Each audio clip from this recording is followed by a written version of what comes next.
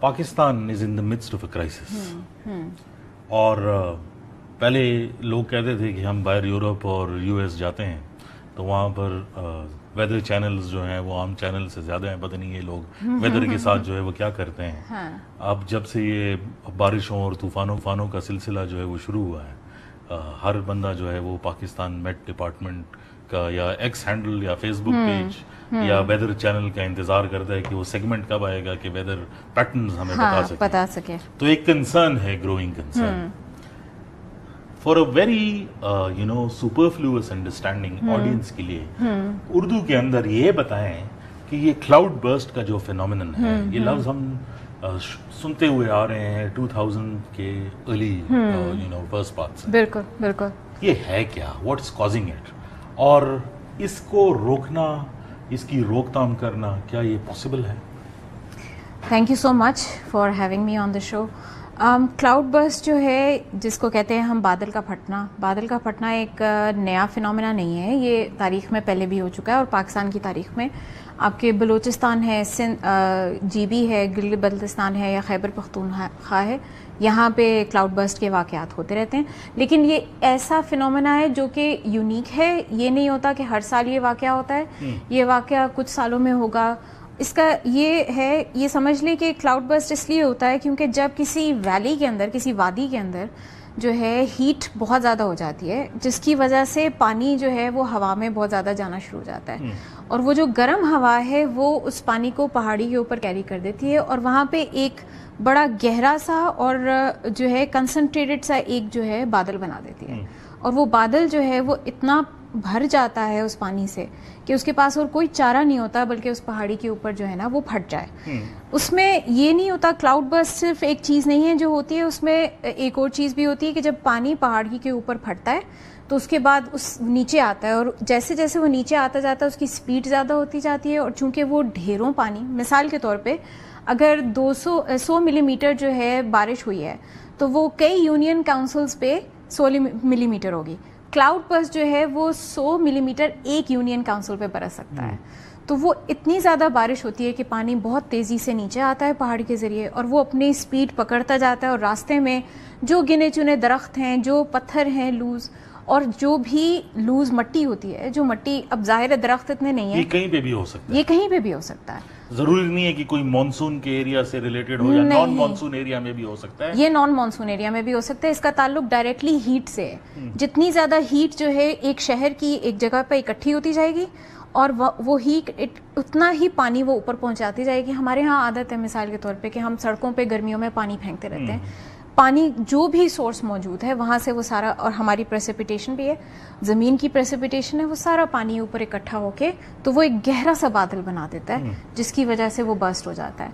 Cloud burst کا مسئلہ یہ کہ کلاؤڈ برسٹ کو پریڈکٹ کرنا بہت مشکل کام ہے. یہی میرا اگلا سوال تھا کہ جب ہم ارلی وارننگ سسٹمز کی بات کر رہے ہیں اس ٹائم پر، اور کافی گلے شکوے آتے ہیں، بلکہ پاکستان کے اندر یہ کافی پولیٹیسائز ڈیبیٹ ہے. ایسا ہی اور ہے. ہم یہ کہتے ہیں کہ جو پی ڈی ایم ایز ہیں ان کے اوپر جو ہے وہ الزام لگا دیتے ہیں کہ بھائی جو میٹ ڈپارٹمنٹ ہے انہوں نے تو کہہ دیا تھا کہ بارشیں ہوں گی، سیلاب آئیں گے، آپ نے اس کے لیے کچھ کیا نہیں ہے. یہ پرابلم کیسے سالو ہوگا؟ پہلے میں کلاؤڈ برسٹ پہ آتی ہوں. کلاؤڈ برسٹ کو فور کاسٹ کرنا بہت مشکل ہے. کلاؤڈ برسٹ کو فور کاسٹ کرنے کے لیے آپ کے کچھ سرفیس لیول انسٹرومنٹس چاہیے جو ڈائریکٹلی جو ہے ریئل ٹائم آپ کی جتنا بھی پریسیپیٹیشن ہے یا ہوا میں پانی ہے اس کو جو ہے ڈیٹا اس کے اوپر کلیکٹ کرتے رہیں، اور ہیٹ کے اوپر.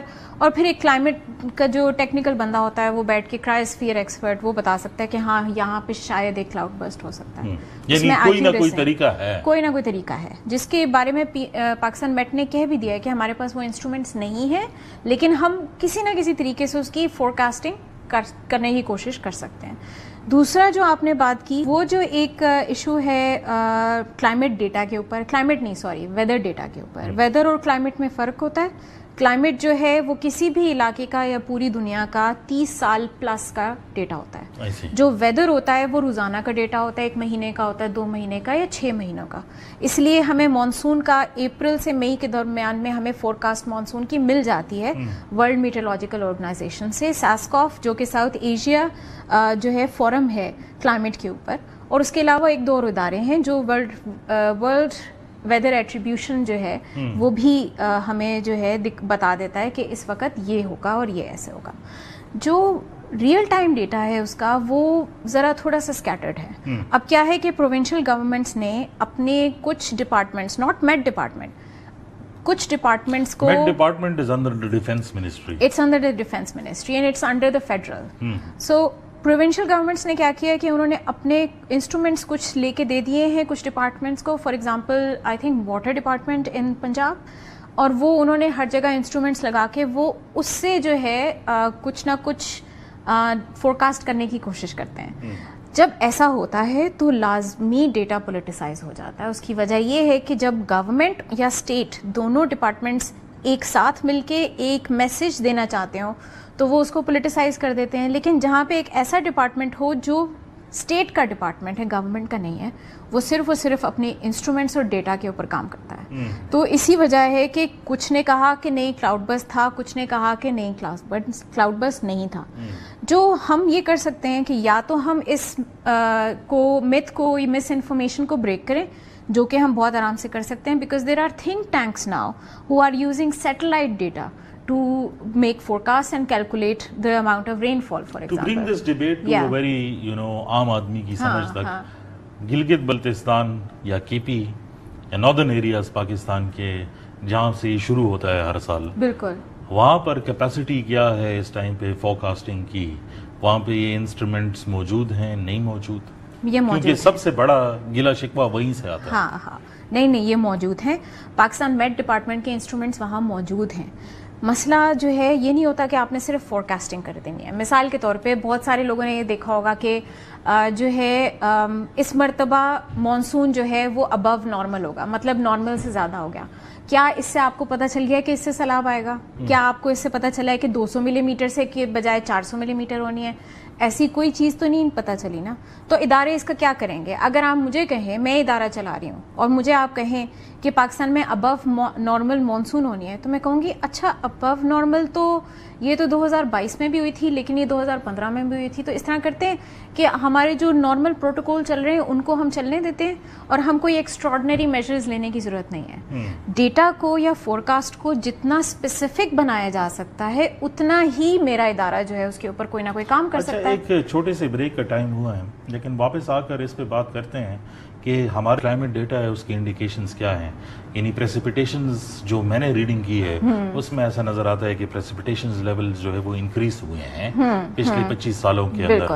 اور اس کے علاوہ جو گلوبل فینومیننز ہیں جس میں ایل نینو اور لانینا ہیں, اس کے کیا افیکٹس ہے پاکستان کے اوپر, اور ان کا مطلب کیا ہے ان چیزوں کا؟